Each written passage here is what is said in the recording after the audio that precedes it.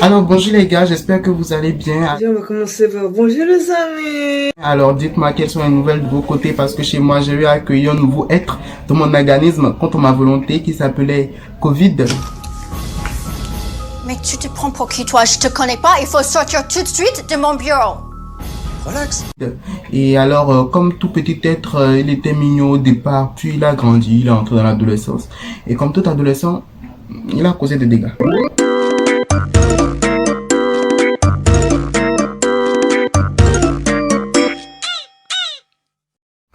Donc les gars, comme vous l'aurez vu au titre, j'ai eu le Covid. La Covid, l'Académie française a décidé que c'était la Covid. Bref, le moustique, la moustique, on s'en bat les castagnettes de toute façon. Comme Noël, je m'en fous. Bref, tout ça pour dire que j'ai été covidé, que j'ai possédé en mon être le virus du coronavirus. Bref, corona m'a eu quoi. Donc, j'ai été positif.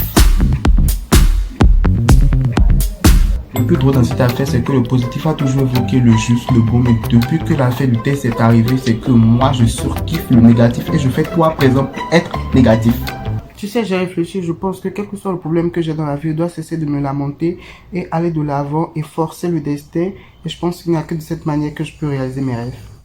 Si tu le dis. Comment ça? C'est le destin, c'est le destin. Hein. Désolé, hein. Il y a des gens qui sont faits pour évoluer, des gens qui ne sont pas faits pour évoluer. Alors, c'est pas forcé. Hein. Il n'y a pas à forcer. Si tu es fait pour être en arrière, voilà.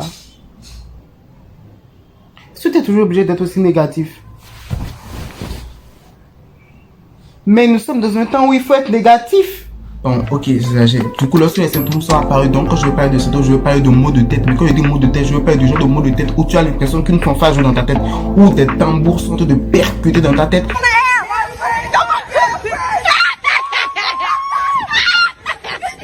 Et après, ça pénètre les yeux, et les yeux, tu as vraiment l'impression que ça pèse une tonne, c'est-à-dire tu ne peux même pas soulever les yeux parce qu'il te faut un mal de chien.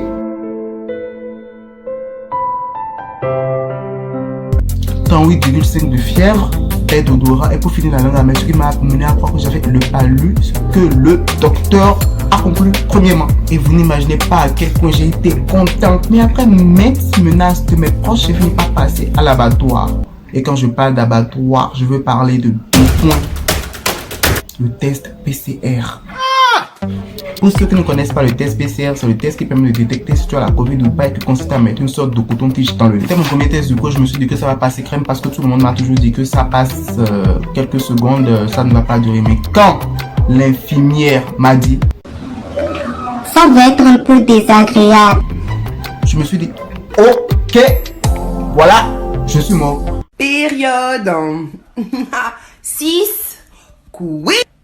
Mais elle a juste mis le coton-tige et elle a tourné une fois et bref, c'était terminé. Je me suis dit, enfin libre. Je pensais. Après détection de la Covid en moi, j'ai eu à faire des examens pour voir si je n'avais pas la forme grave. Et au cours de ces examens, j'ai eu à faire un second test PCR. Quand je me dis c'est affolant, je me suis dit mais qu'est-ce qui se passe genre? Oui, je me suis dit, ok, je l'ai déjà fait une fois, ça va passer, mais... Est-ce que d'abord vous connaissez le Rasengan? Si vous ne connaissez pas le Rasengan, c'est ceci. Alors, le monsieur qui m'a fait le second test PCR a donc fusionné le Rasengan à ce coton-tige, me l'a mis dans le nez. Rasengané mon nez. Mais quand je dis Rasengané, il a Rasengané mon nez. J'ai senti ça dans mes yeux, dans mon nez et dans mon ventre. Vous le paierez pour ça, Wallah, vous le paierez tout ça. La tête de ma mère, vous le paierez. Bref, c'était horrible, mais après on m'a prescrit les médicaments et puis les symptômes se sont dissipés peu à peu, sauf mon odorat qui a peiné à revenir parce que franchement quand j'avais la perte d'odorat, je ne sentais vraiment rien, c'était vraiment neutre, je sentais rien du tout. Tout ça pour dire que c'était une expérience vraiment pénible et horrible pour moi parce que ça m'a amené à réfléchir sur le fait qu'il faut rester humble dans la vie, quel que soit ce que l'on a, et ça m'a surtout poussé à vouloir vivre au jour le jour, vivre ses rêves tant qu'on a la santé parce que la vie ne tient qu'à un fil.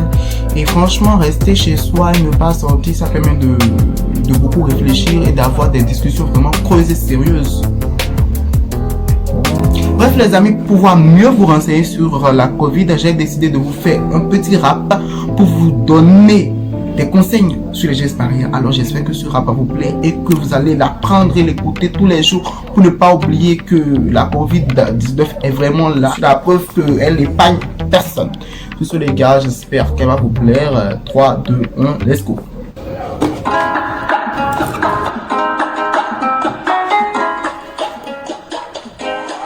Yo-yo c'est Corona, va te mettre en case. On dit je fais des ravages, et c'est pas un mytho. T'as cru que t'étais immu? Non, non, n'y pense même pas. Même les toubis m'ont chopé, alors y a de quoi trembler. J'ai même copié, pas lu, et vous avez mordu. Et si tu veux savoir ce qui reste à faire, c'est suivre les barrières qui sont tous dans ton coude. Dans le mood, cache-nez égale bonne année. Attention, à distanciation obligée, lavage aux mains, faut pas crever à mi-chemin. Tous dans ton coude, dans le monde, cache-nez égale bonne année. Attention, distanciation obligée, lavage aux mains, faut pas crever à mi-chemin. Ah ah, ah ah, ah ah, ah ah. Corona, Corona, il est là, et attention.